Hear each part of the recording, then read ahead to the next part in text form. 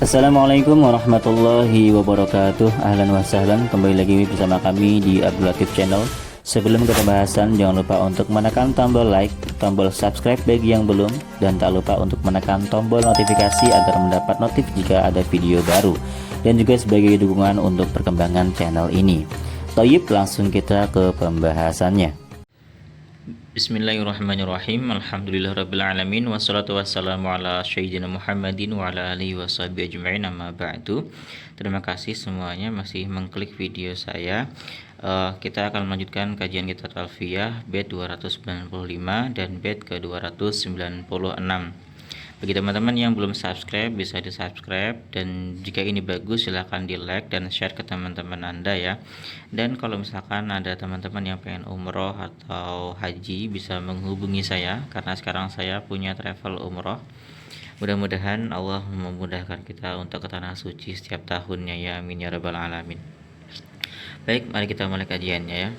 Wa minhuma yad'unahu mu'akkidan li nafsihi aw ghairihi fal mubtada nahwu lahu alayya alfun urfa wa sani ka ibni anta haqqan sirfa. Wa minhu, yaitu sebagian dari masdar yang wajib dibuang amilnya. Jadi hunyi kembali kepada masdar yang wajib dibuang amilnya. Ma, adapun masdar yad'unahu yang mereka sebut hu terhadap ma, mu'akkidan sebagai masdar yang menguatkan atau muakkid li nafsi untuk dirinya sendiri, au ghairihi atau yang kedua ghairihi untuk selain dirinya sendiri. Jadi maksudnya sebagian dari masdar yang wajib dibuang amilnya adalah masdar yang mereka sebut sebagai masdar muakkid li nafsi. Yang kedua adalah masdar muakkid li ghairihi. Jadi ada dua ya. Jadi au di sini berfungsi untuk taqsim, untuk pembagian. Fal mubtada'u, adapun yang pertama artinya muakkid nafsi ya, karena ini masdar yang dijelaskan pertama. Fal mubtada', maka adapun yang pertama nahwu itu contoh ucapan lahu alayya alfun urfa. Lahu bagi dia, alayya atas diriku, lahu yaitu bagi dia, alayya atas diriku, alfun adapun 1000. Nah, kalau kayak gini kita artiinnya biar mudah adalah lahu kita artikan dia memiliki. Jadi lahu itu kepemilikan artinya. Lahu dia memiliki, alayya. Alayya itu ala. Ala itu berarti kan kayak membahayakan orang ya, membahayakan saya berarti ini. Jadi dia memiliki 1000 pada diriku. Artinya gitu, dia memiliki 1000 pada diriku. Jadi aku hutang 1000 kepadanya, maksudnya gitu artinya. Lahu yaitu ini mubtada khabar muqaddam, alfun mubtada muakhar. Urfan maf'ul mutlaq, dengan pengakuan. Urfan itu artinya dengan pengakuan. Jadi aku mengakui bahwa aku punya hutang kepada dia 1000, itu maksudnya ya. Wasani, adapun contoh yang kedua, kakolihi seperti ucapan ibni anta haqqon sirfa. Ibni yaitu tetaplah kamu, anta adapun ibni yaitu anakku, anta adapun kamu. Jadi kamu adalah anakku. Haqqon benar-benar anakku. Sirfan benar-benar murni anakku. Jadi ini ada dua masdar ya. Haqqon dan sirfan. Ini ada masdar haqqon dan sirfan, dua-duanya ini ya. Jadi kamu benar-benar anakku, kayak gitu. Kita akan baca syarah Ibnu Aqil ya. Kenapa yang ini, yang urfan disebut sebagai muakkid li nafsi, dan kenapa yang haqqon dan sirfan pada kalimat kedua disebut sebagai muakkid li ghairi. Nah, saya akan jelaskan melalui syarah Ibnu Aqil ya. Minal masdari, yaitu sebagian masdar al-mahdhufi amiluhu wujuban, yang dibuang amilnya secara al-mahdhufi ya, yang dibuang ambilnya dengan hukum wajib.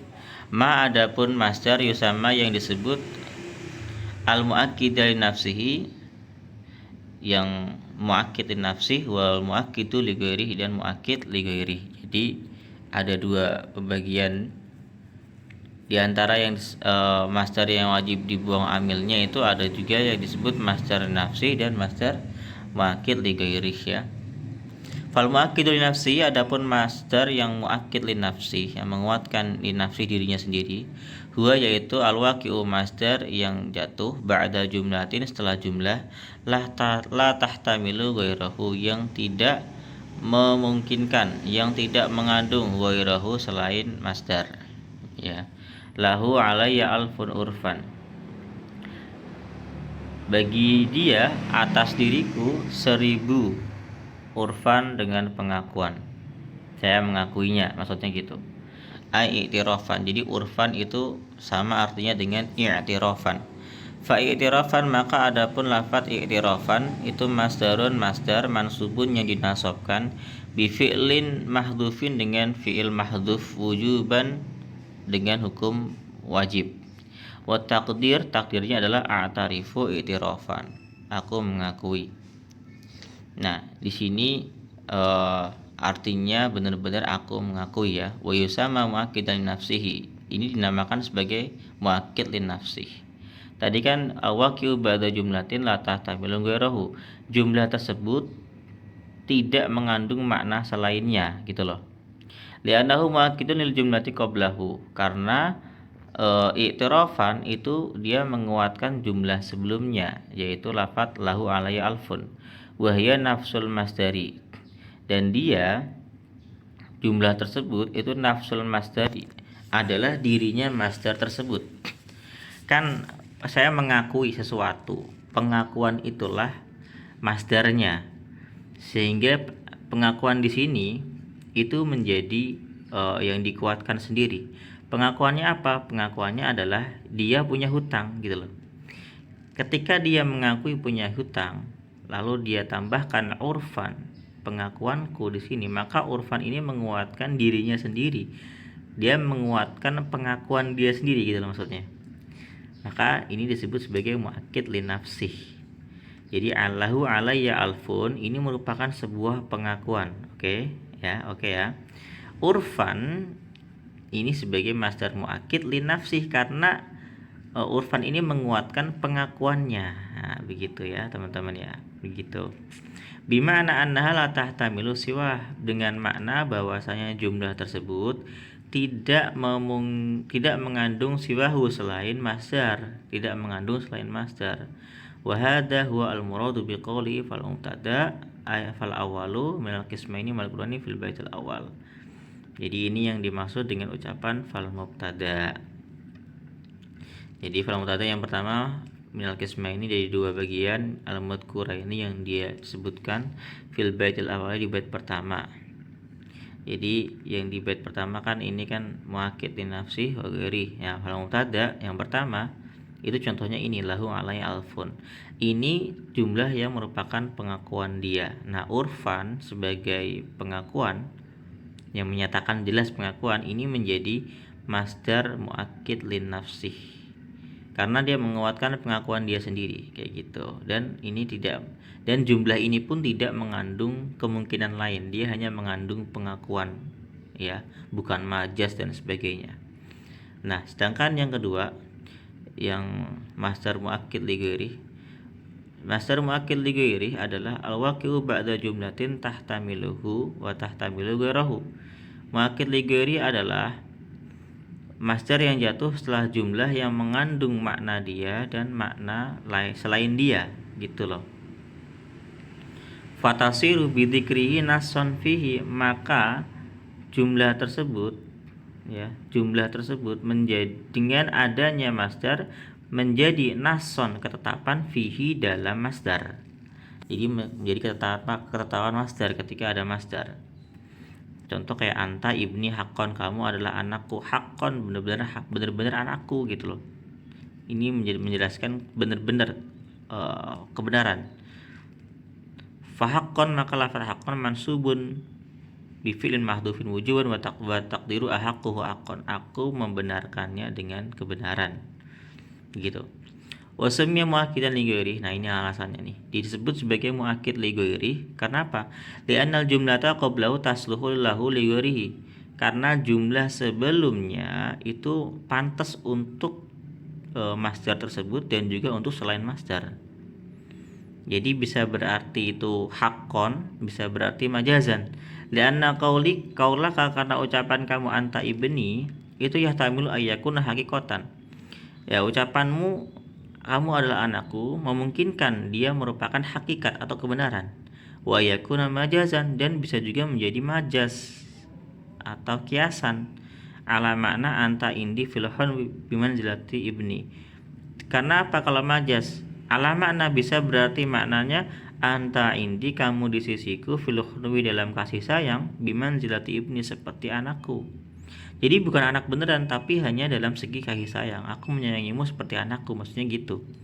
Falamma qala haqqan, maka ketika dia mengucapkan haqqan, sorot al jumlatun nason, maka jumlah tersebut menjadi ketetapan nas fi annal murada al bunuwatu haqiqatan. Ketetapan bahwa maksud dari ucapan anta ibni itu dalam segi memang benar-benar anak gitu. Ya, bunuwatu hubungannya adalah anak secara hakikat. Fata'assarat al jumlatu bil masdar, maka jumlah ini menjadi terpengaruh dengan adanya masdar. Li'annaha sorot bihi nason, karena dengan adanya li'annaha, karena jumlah tersebut sorot telah menjadi jumlah tersebut bihi dengan masdar, nason menjadi nas. Jadi jumlah tersebut dengan adanya masdar menjadi nas. Fakana muakkidan lighairihi, maka masdar tersebut menguatkan lighairihi terhadap selain dirinya sendiri. Liwujubi mughayaratil mu'assiri lil mu'assari fi, karena wajibnya perubahan yang dilakukan mu'assir kepada mu'assar fih gitu. Jadi memang ini jelas ya. Jadi kita lihat di sini, kalau yang di contoh pertama itu membicarakan pengakuan. Lahu alayya alfun, itu adalah pengakuan. Jadi ini memiliki makna pengakuan. Maka urfan, yang artinya mengaku, itu menguatkan pengakuan itu sendiri, begitu, menguatkan dirinya sendiri. Oke, paham ya?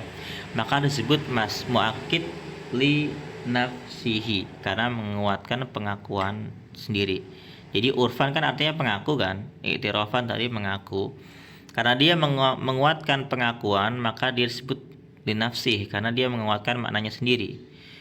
Beda kalau anta ibni haqqon, anta ibni itu bisa bermakna kamu benar-benar anakku atau hanya kiasan. Nah, haqqon di sini dia adalah masdar muakkid li ghairihi, karena dia menguatkan ibni anta. Kenapa kok disebut li ghairihi? Karena ibni anta itu bukan dirinya haqqon. Dia masih punya dua kepribadian, dua makna. Bisa bermakna hakiki, bisa bermakna majazi. Karena dia bisa dua makna, sedangkan haqqon hanya satu makna, maka ini itu masih ibarat orang lain gitu loh. Maka haqqon itu menguatkan sisi yang benarnya itu, haqqon gitu. Maka ini menguatkan ghairih, selain dirinya sendiri, sedangkan urfan menguatkan dirinya sendiri karena ini pengakuan ya. Karena ini belum, kalau ini belum jelas ini kebenaran atau kiasan. Nah, haqqon ini menguatkan yang sisi kebenarannya, maka dia disebut sebagai muakkid li ghairihi, begitu. Jadi ada 7 masdar yang wajib dibuang amilnya ya. Kita akan runtut dari pertama. Nah, yang pertama adalah ya, ketika masdar menjadi pengganti fiil. Ya. Dan ini dikiaskan pada fiil amr dan juga fiil nahi. Itu pertama, masdar wajib dibuang amilnya ketika menjadi pengganti dari fiilnya, dan ini berlaku pada fiil amr dan fiil nahi. Itu kias hukumnya. Selain itu berarti simai. Kemudian yang kedua, ketika masdar menjadi doa, contoh sukyan laka. Yang ketiga, ketika masdar jatuh setelah istifham, yang istifham tersebut dimasukkan untuk taubih, penghinaan. Oke. Contoh atawanian waqad ala kalamasyib. Kemudian yang keempat, kita akan lanjut di sini. Yang keempat adalah masdar yang berfungsi untuk penjelas. Untuk penjelas dari akibat sebelumnya, konsekuensi dari perilaku sebelumnya gitu. Penjelas dari akibat perilaku sebelumnya. Oke, itu kayak contoh fa imma manan ba'du wa imma fidaan. Itu yang keempat. Yang kelima itu adalah masdar yang menggantikan fiil ketika masdar tersebut diulang-ulang ya. Mukarraron atau mahsuron. Itu yang kelima. Sedangkan yang keenam itu masdar li nafsi, yang ketujuh masdar li ghairi. Masdar muakkid li nafsi, yang ketujuh masdar muakkid li ghairi. Oke teman-teman. Di video selanjutnya kita akan membahas masdar yang ke-8, masdar muakkid, masdar apa yang wajib dibuang amilnya yang ke-8. Terima kasih. Assalamualaikum warahmatullahi wabarakatuh.